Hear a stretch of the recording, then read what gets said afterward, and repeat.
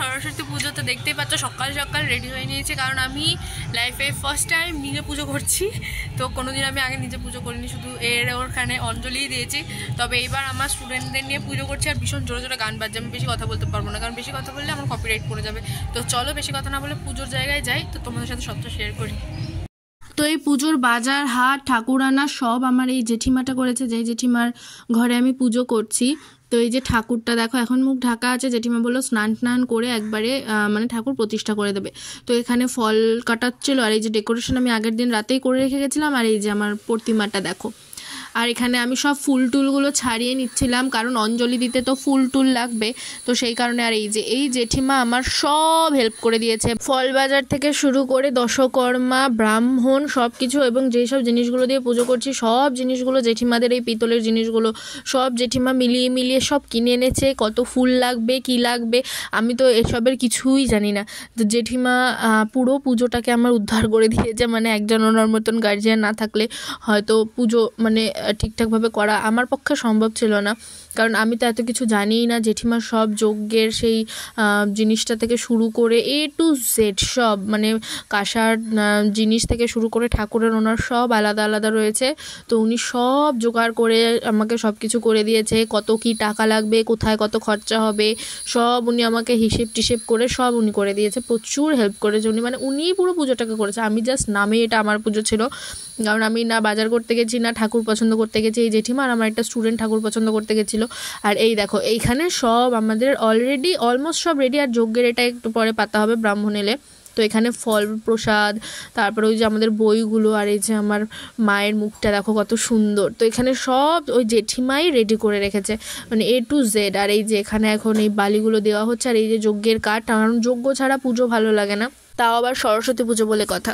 তো এখানে আমার 3টে স্টুডেন্টই এসছে এখন পুজো, ওরা 3জনই করবে, 3টে স্টুডেন্টই করবে। আর এই যে আমার ভাইও এসছে, ও আমার সাথে এখানে পুজো করবে, তাই জন্য।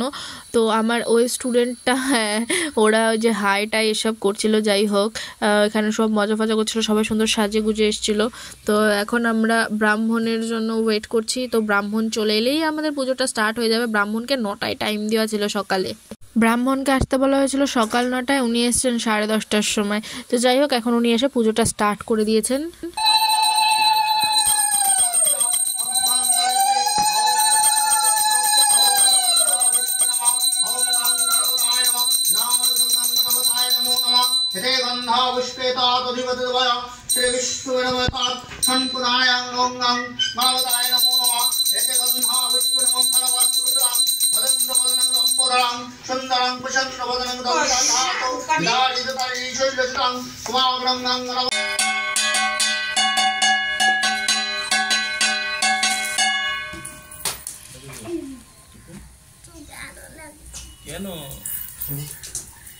পুজোর শেষে আমার আরও এক স্টুডেন্ট চলে এসেছিল প্রসাদ নিতে এখানে। তো পুজো দিয়ে সেই জাস্ট ফ্রেশ হলাম, এত শরীরটা ক্লান্ত লাগছে না, সেই সকাল থেকে উঠে স্নান করো, এই করো সেই করো, আবার ওদের প্যাকেট রেডি করা, ওগুলো তো ভিডিওতে কিছু দেখায়নি। যাই হোক এখন একটুখানি পুজো দিয়ে এসে ফ্রেশ হলাম, এবার একটুখানি খাওয়া দাওয়া করবো, খেয়ে আমি একটু ঘুমাবো। বিকেলে আবার বিয়ে বাড়ি আছে, তো সেটাও তোমাদের সাথে শেয়ার করব। এই যে সকালের ব্রেকফাস্ট হচ্ছে আমাদের লুচি আর আলুর দম, যেটা আমি আমার স্টুডেন্টদের জন্য প্যাকেটেও দিয়েছি। তো চলো খেয়ে নিই আগে। Few moments later. সরস্বতী পুজো প্লাস ভ্যালেন্টাইন্স ডে। তো সকালবেলা তো আমি বললাম এই তো লাঞ্চ করে আমি ঘুমিয়ে পড়েছিলাম, আর বিকেলে একটু বেরোলাম দুপুরবেলা, আর সুমন আমাকে এই গিফটগুলো দিল। এখন আমরা একটু গাড়ি নিয়ে ঘুরু করে চলে যাবো বাড়ি, তারপরে যাবো বিয়ে বাড়িতে। তো চলো সবটাই তোমাদের সাথে শেয়ার করছি। তো ঘুরতে ঘুরতে একটু পেয়ারা মাখার দোকানে দাঁড়ালাম, কারণ খাবো একটু পেয়ারা মাখা। তোমরা তো জানোই যে ভ্যালেন্টাইন ডেতে সেরকম কোনো প্ল্যান থাকে না, সুমন জাস্ট এসে সারপ্রাইজ দিয়েছে আমাকে, আর কিছুই না। তো আমাদের ঘুরে টুরে বাড়ি আসতে আসতে পুরো সন্ধ্যা হয়ে গেছিলো, তারপরে চটপট করে রেডি হয়ে চলে এসেছি এখন বিয়ে বাড়িতে। তো এই যে এখানে ব্রাইড আর গ্রুম দাঁড়িয়ে রয়েছে, আর এটা কিন্তু ওই পার্থধার বিপাশাদির রিসেপশন। আর এখানে আমি মামি চুটকি বরকি, মানে এটা সুমনের মামি। তো আমরা সবাই এসেছিলাম, তো ওদের ফ্যামিলির ইনভিটেশন ছিল, এসে একটু স্টার্টার কিনে নিলাম, অ্যান্ড দেন লাইটিংটাও তোমাদের সাথে শেয়ার করে নিলাম। আর এখানে একটু ডিস্কো টাইপের থিম করেছিল, যেটা খুব ভালো লাগছিলো। আর তারপরে আমরা চলে গেছিলাম খেতে, অনেকটা লেট করে খেতে বসেছিলাম আমরা। দেন আমরা খাওয়া দাওয়া স্টার্ট করে দিয়েছিলাম। তো খাওয়া দাওয়া করে আমরা একটু একটু ওখানে টাইম ওয়েস্ট করিনি, কারণ খেতে খেতে প্রায় 12টা বেজে গেছিলো, তাই জন্য চলে এসেছিলাম বাড়িতে। আর এই দেখো এখানে এত কিছু ছিল মেনুতে, বেবি নান, পনির পাসিন্দা, কাতলা মাছের ভাপা, সাদা ভাত, ফ্রাইড রাইস, মাটন, চাটনি পাঁপড়, মিষ্টি। চাটনি পাঁপড় আমি এই দিন খাইনি কারণ আমার শরীরটা ভালো লাগছিল না। আর এই যে মিষ্টি। দেন আমরা একটুখানি ছবি টবি তুললাম, ভিডিও করলাম, তারপরে চলে এলাম বাড়িতে। তো চলো বাড়িকে ভিডিওটা এন্ড করবো। তো বিয়ে বাড়ি থেকে বাড়ি চলে এসেছি, মেকআপ ফেকআপ সব তুলে নিয়েছি, ফ্রেশ হয়ে নিয়েছি।